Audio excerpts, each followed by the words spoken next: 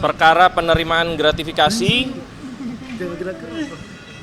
terkait dengan produksi batu bara di wilayah Kabupaten Kutai Kartanegara, bahwa pada hari Jumat tanggal 10 Januari 2025 KPK melakukan serangkaian tindakan penyidikan berupa penyitaan uang sebanyak dalam mata uang rupiah sebesar 350 miliar 865 juta 6.126 rupiah.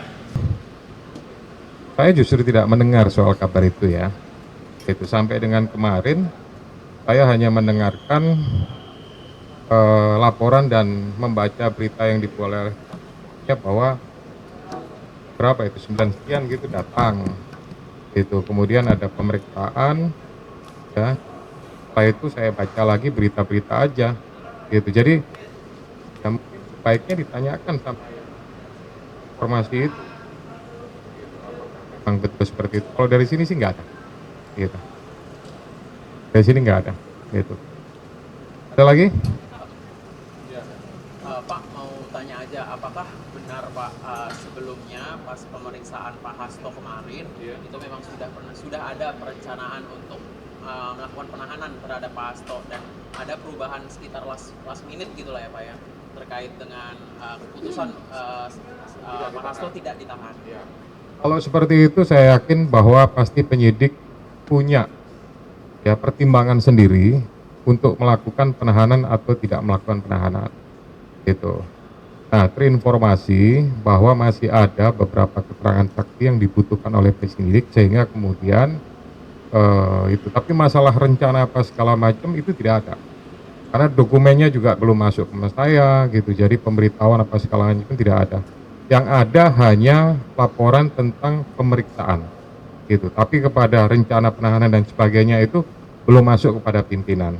Jadi artinya bahwa kalau sesuatunya belum sampai ke situ memang gitu, baru tahap di pemeriksaannya saja. Tuh. Cewek, cowok, cewek. Pak, ini kan Pak Hasto disangkakan juga pasal perintangan penyidikan Pak. Terus kemudian juga ada pernyataan dari politisi bahwa Pak Hasto itu sebelumnya dilindungi oleh Joko Widodo. Kemudian juga ada seruan Pak, kenapa KPK tidak memanggil pihak lain? Contohnya pihak lain, contohnya Pak Jokowi yang juga diduga melindungi Pak Hasto pada saat 2020 lalu. Nah, apakah KPK akan sampai ke sana Pak langkahnya? Ya, seperti itu tentu pemeriksaan dilakukan gitu ya. Pastinya karena ada kepentingan dan kesaksian itu relevan dengan perkara yang ditangani. Gitu. Kita tidak misalkan membutuhkan kesaksian yang bersifat the audit to gitu. Pasti kesaksian atau keterangan fakta lah yang dibutuhkan. Selama kemudian itu sifatnya keterangannya katanya sana katanya situ, saya yakin penyidik tidak akan fokus kepada itu tapi fokus kepada perkara yang sedang ditangani. Oke? Pak, Cukup? terkait Pak Hasto yang menyiapkan. Nama. Saya Rizky dari Nila.com Pak. Rizky. Podcast besok kali kan Pak. Ya. Ini saya pengen nanya, Pak Hasto menyiapkan 1.000 pengacara buat mengawal proses hukum ini. Bagaimana tanggapan KPK? Ntar lagi kan minggu depan udah mau ada pra-peradilan. Apakah KPK yakin bisa menang dari pra-peradilan itu? Terus untuk kedepannya ketika di pengadilan nanti, apakah kemungkinan vonis hakim nanti di Tipikor itu bakal membuktikan Pak Hasto bersalah atau tidak? Bagaimana mempersiapkan melawan 1.000 pengacara tadi? Ya pastinya kalau kita bicara mau berapapun pengacara kemudian yang mendampingi pihak tersangka itu kan hak ya gitu. Tapi kan segala sesuatunya kami ini mempersiapkan diri hanya dari sisi kepekaan yang cukup. Karena di dalamnya ada gitu, itu hak daripada tersangka mau didampingi berapapun, tapi sekali lagi kami juga punya aturan, kami juga prosedur, ibarat kata betul-betul didampingi berapa pengacara, pastinya daya tampung sini kan terbatas juga. Pasti yang bisa naik adalah pengacara terbatas, mungkin pimpinan daripada pengacara tersebut gitu ya. Nah kemudian yang kedua masalah pra-peradilan yang diajukan. Prinsipnya kami semua ini yakin, optimis gitu. Bagaimana kita menghadapi permohonan atau gugatan daripada seorang tersangka mengajukan praper, kemudian kami pesimis. Enggak dong, kami semuanya optimis. Kami yakin, ya, kami sudah mempersiapkan segala sesuatunya.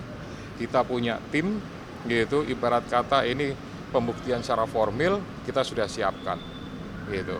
Apalagi kalau kemudian tuntutannya atau masuknya kepada yang material juga, misalkan hakim tunggalnya minta pun juga kami akan siapkan. Tapi pra peradilan kan urusannya hanya terkait masalah administrasi atau formil aja. Kemudian ya sama, bagaimana nanti terkait masalah persidangannya, gitu, ya, putusannya seperti apa. Kami juga akan berusaha membuktikan, gitu, bahwa peristiwa, bahwa perbuatan yang dilakukan oleh HK terhadap penyuapan, perbuatan penyuapan dan perintangan itu peristiwanya ada dan itu adalah melanggar hukum, gitu, ya. Tapi dengan banyaknya pengacara kuasa hukum, kita melihat itu sebagai intimidasi nggak sih Pak? Ya sepertinya saya merasa sama sekali tidak ada intimidasi, gitu. Penyidik biasa-biasa saja semuanya, gitu. Toh juga nanti pada saat melakukan pemeriksaan berhadapan dengan tersangka, berhadapan dengan penasihat hukumnya, itu kan ya terbatas, gitu. Jadi sama sekali tidak ada rasa intimidasi, intervensi dan lain-lain. Karena apa? Kami yakin yang kami lakukan adalah prosedural, profesional dan proporsional, gitu. Jadi kalau kami sudah melakukan seperti itu, apalagi, gitu, yang kami khawatirkan. Tidak ada lagi kekhawatiran, semuanya kita lakukan sesuai dengan yang menjadi persyaratan dan ketentuan di Komisi Pemberantasan Korupsi. Cukup everybody. Beberapa waktu lalu ini PDI Perjuangan Pak sempat berkomentar ya Pak ya, katanya ini saya buat cover both side aja gitu ke Bapak, katanya KPK era ini tuh KPK era Jokowi gitu, karena ada dugaan bahwa pimpinan KPK jilid 6 ini kan memang pilihan Presiden Jokowi dan juga waktu itu kan disetujui oleh Presiden Prabowo setelah Presiden dilantik gitu Pak. Ada nggak sih Pak tanggapan terkait? Ya kalau menurut saya kami ini dipilih oleh rakyat melalui Komisi 3 dan kemudian diproses melalui kepemimpinan Bapak Presiden Republik Indonesia Pak Prabowo. Jadi menurut saya ya mungkin itu hanya persepsi, dugaan apa semua orang bolehlah berpersepsi apa segala. Tapi kami berlima merasakan bahwa tidak ada yang seperti itu. Kan rilis ya terkait perkara penerimaan gratifikasi terkait dengan produksi batu bara di wilayah Kabupaten Kutai Kartanegara, bahwa pada hari Jumat tanggal 10 Januari 2025 KPK melakukan serangkaian tindakan penyidikan berupa penyitaan uang sebanyak dalam mata uang rupiah sebesar 350 miliar 865 juta 6.126 rupiah. Uang ini disita dari 36 rekening atas nama tersangka dan atas nama pihak-pihak terkait lainnya. Dalam mata uang dolar Amerika Serikat sebesar 6.284.712